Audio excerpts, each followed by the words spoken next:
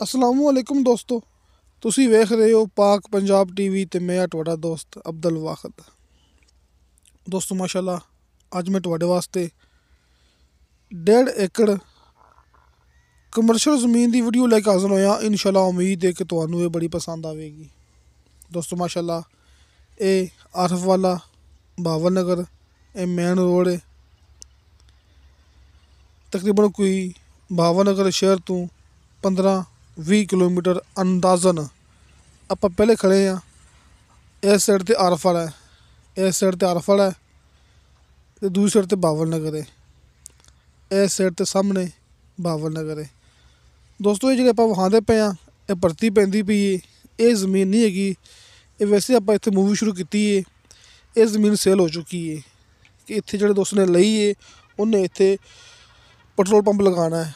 सिर्फ विखाने का मकसद यही है कि इत्थे आस पास जिहड़ा कि कमर्शियल जगह है, इत्थे आस पास पेट्रोल पंप लगते पे ने। इत्थे मालक ने पेट्रोल पंप लगाना है जिन्हें जगह लई है।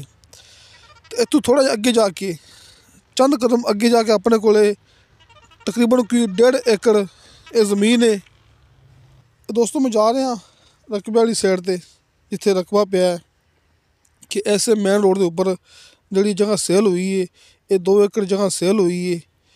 इत्थे जिहड़ा कि मालक ने पेट्रोल पंप लगाना है जिन्हें जगह लई है। तो नाल थोड़ा अगे जाके अपने कोले जिहड़ी कि ज़मीन हैगी है अंदाज़न तकरीबन कोई 1.5 एकड़। दोस्तों अंदाज़न हुंदा है क्योंकि वाधा घाटा मौके तो थोड़ा बहुत हो जाता हुंदा है। और सामने जिथे भरावां नूं नज़र आ गया होना किकर उत्थे अपने कोले ये ज़मीन है 1.5 एकड़ तकरीबन 330 फुट फ्रंट है। मालक के कहने के मुताबिक जी ज़मीन हैगी ना उनका 330 फुट फ्रंट है तो तकरीबन कोई 200 फुट उनकी बैक है। ये मेन रोड है आरफ वाला बावन नगर मेन रोड ये भरावां दे सामने।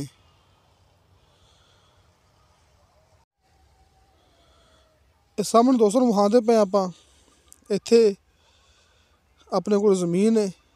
इस साइड ते अपने सज्जे हत्थ जिहड़ी साइड सामने खड़े ने किकर इहदे नाल उरली पासे ये सामने दोस्तों मौके ते आ गए हैं। ए वेखो दोस्तों ये नाल ही अपना कित्थे लग्या होया दरखत, ये नाल जिहड़ी भर्ती पैंदी पई है ये मालक भर्ती पांदा पिया अपने वास्ते कि अपने वास्ते रैंप बनांदा पिया है, रस्ता बनांदा पिया अपनी ज़मीन दे विचों दी। क्योंकि ज़मीन पिछे माशाल्लाह काफ़ी हैगी है लेकिन सिर्फ फ्रंट तो तकरीबन कोई 1.5 एकड़ उन्हें सेल करनी है। रस्ता बनांदा पिया मिसाल तौर पर अपनी जी जगह हैगी ना ये कार्नल भी हो जाएगी कि रस्ता बनता पिया उरली साइड तो अपनी जगह है तो पहली साइड तो नाल रस्ता बनता पिया मालक अपने वास्ते बनांदा पिया। तो दोस्तों एक कमर्शियल ज़मीन इत्थे अपने कोले बावन नगर तो कोई 15-20 किलोमीटर पहले आ जाती है आरफ वाली साइड ते, आरफ वाली साइड ते 330 फुट फ्रंट तो तकरीबन कोई 200 फुट इनकी बैक।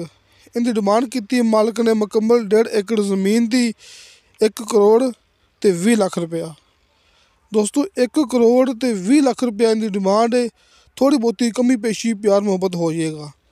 किसी मेरे दोस्त ने रकबा खरीदना हो अपना WhatsApp number and call number तुहानू भरावां नूं सामने स्क्रीन ते मिल जाएगा तो नीचे डिस्क्रिप्शन भी मिल जाएगा।